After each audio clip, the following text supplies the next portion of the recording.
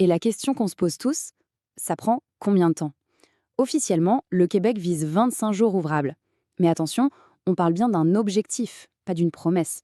Quand c'est la haute saison, la période de rush, ces délais peuvent facilement s'allonger.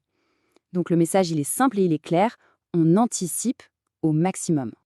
Allez, on quitte un peu la paperasse pure et dure pour parler de deux sujets très concrets, deux défis qui peuvent vraiment faire la différence dans un projet, les délais pour le permis d'études fédéral et le fameux casse-tête du logement. Question timing, il faut être un vrai chef d'orchestre. Le délai moyen affiché est souvent de 6 semaines, mais ce n'est qu'une moyenne. Il y a une période rouge, c'est de mai à juillet.